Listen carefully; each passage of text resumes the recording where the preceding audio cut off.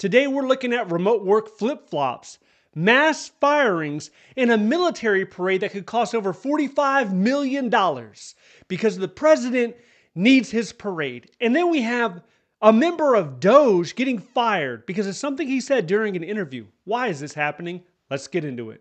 The U.S. Department of Agriculture, USDA's building in D.C. was once the largest office building in the world. That was during the 1930s, and then the Pentagon came and stole its thunder.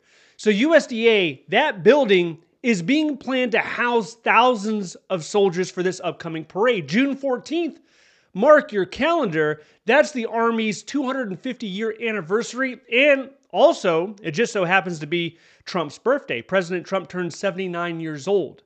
So what is this fascination with the parade? Well, some people look back 2017, 2018, President Trump, he witnessed a French parade. And he's like, we need something like this over in the United States. So that could be one thing. The last time there was a military parade in DC was in 1991 after the Gulf War. So when you're looking at soldiers, there's going to be like 6,000, a little over 6,000 soldiers in DC. You can put them in a hotel, but this is probably a more cost-effective option. Because of this parade, USDA sent an email telling employees in the South Building to work remotely from June 1st to June 20th. Now, if you're scratching your head wondering why President Trump would tell federal workers to work at home after they've been told they're incapable of working from home, that's the whole reason we're bringing them in to federal buildings all across the country, because they can't do it. They don't have the internal fortitude or discipline to work from home. So why this exception? But this isn't the only exception, right?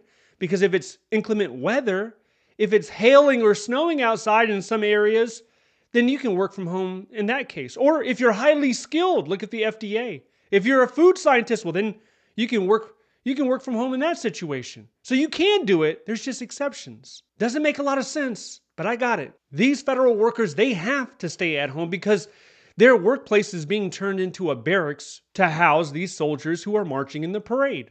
The USDA say it's got more than adequate capabilities to accommodate Americans' finest. Thanks to its prime location, I don't know if you ever had a chance to go and visit the headquarter building of USDA, but there's a lot of them that are right there on National Mall. So that because of its location, it's really convenient just to step out and then, you can start marching.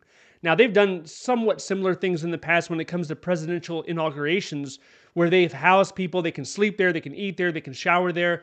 But what makes this whole thing a little ironic is at the same time people are being told in the USDA that they have to work from home, there's another email going out saying by June 2nd, there's another group of people that have to start reporting in, that have to come into the office. So you're getting a little bit of mixed signals. But the real story here is in the numbers. This parade is estimated to cost between $25 million to $45 million, and it could even exceed that.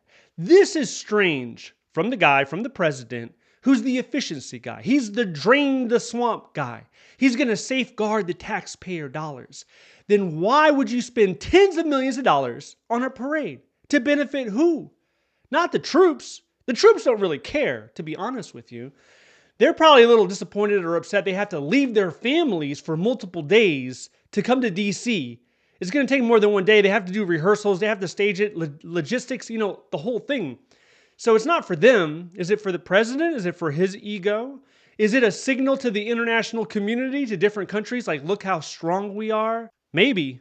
Now let's shift to the firing of thousands of probationary workers. Earlier this year, the Office of Personnel Management, they pushed agencies to fire probationary workers. This impacted about 25,000 people.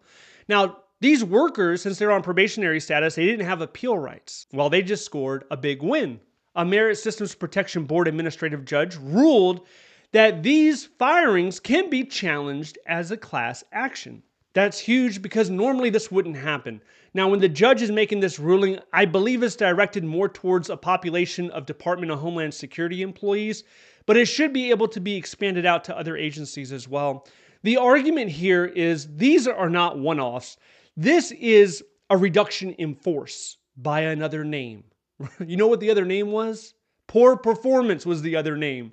But in reality, this was a reduction in force. And since it is a reduction in force, the administration and agencies, they have to follow the regulations and rules that are set forth by Congress when it comes to a reduction in force. Also, right now, there's a bill in Congress that's trying to make probationary time more consistent across the government.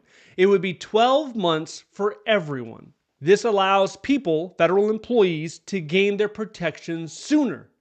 And this means you're going to have appeal rights. This means due process. And this is more important than ever because recently the president issued an executive order in April saying probationary employees can be fired for just about any reason. That overrides rules that were tied to conduct and performance. The judge in this case says it doesn't apply for the specific case that they're hearing. Now, to actually get a final verdict from this case, I mean, you're looking, if there's no appeal, let's say there's no appeal, you're looking at 6 to 9 months at minimum. Now, if there is an appeal, well, that could push it out 2 years from now. We're talking about 2027 before there's any closure. Now, you know just as well as I know, the Trump administration, they've been appealing pretty much everything at this point. Another issue here could be that the MSPB is currently, last time I checked, they're operating without a quorum. This means they don't have the minimum number of appointed and confirmed members required by law to make official decisions. Next up, we have a member of DOJ, Sahil. Sahil is the CEO of Gumroad. He came in to help the VA. He was there to expedite the process of disability claims. He was going to use his tech expertise. He was going to leverage that to make a huge difference within the Veteran Affairs. He was giving an interview. He was answering questions from a representative at Fast Company about the different dynamics when it comes to the private sector, to the public sector, what he thought about working inside of the VA. Now, with any interview, you have to be very careful on what you said, because if you say the wrong thing, it can hurt you. This right here is the published article on the Fast Company's website. And through here, most of this is pretty innocent stuff. It's actually pretty interesting.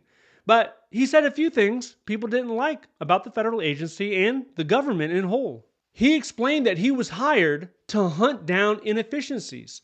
But during the interview, he said the government wasn't as inefficient as he expected. And he mentioned too many meetings and not enough decisions. Both of which I would agree. I don't think Sahil was that wrong on this take. But apparently it was too much honesty because the DOJ team, they gave him the boot the next day they fired him. So he was fired from the team that's largely responsible for all the firings. Now Sahil's going to be fine. He's a CEO. He's got plenty of money, I'm assuming.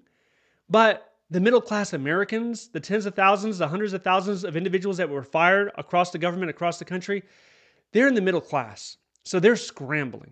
They actually have a sharp pain trying to figure out about how they're going to pay their bills. A concern that I'm sure Sahil doesn't have to deal with. His job largely involved artificial intelligence. He was going to use that to flag contracts, to build tools for layoffs in the VA. But the funny thing is he never got approval. And to me, that's not a big surprise because he was there for 50 days. And there's a lot of levels to get approval. They have to ensure it's not going to cause major harm to the public. And for a lot of major changes that occur within agencies, there's a 30-day public comment period that's open. So just when you consider that, you can imagine how many months it actually takes. Now, this is kind of in contrast with his comment that the government is not as inefficient. And that also doesn't surprise me because you have people in the government that are trying to do the best that they can, that are passionate about the mission. And most people, they scoff at that statement. They have a one case, let's say 1 or 2 cases where they've seen something that disturbed them. They're like, well, this person's lazy. He's on his phone all the time. Yeah, okay, that person in that office at that point in time, that person was lazy. That doesn't mean that all 2 million federal workers, what are we talking about? Are you looking at a 1 case or 2 cases, or the one time I was in the military, I went up to S1 and I saw the civilians and they were doing nothing?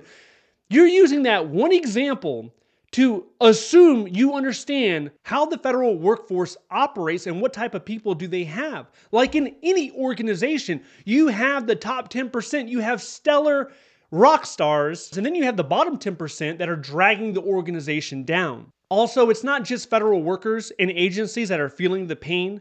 We also have the contracting community joining in and they're suffering as well, unfortunately. So you have thousands of people that lost their jobs that were on contracts. You have big contractors like Booz Allen, Deloitte, their contracts, especially for consulting, that's under review. This is going to be, by some people's estimation, up to 100,000 people losing their job or even more. If you want to know more about that, check this video out next. Stay updated by signing up to the free newsletter down below. Thank you so much for watching. I'll see you in the next one.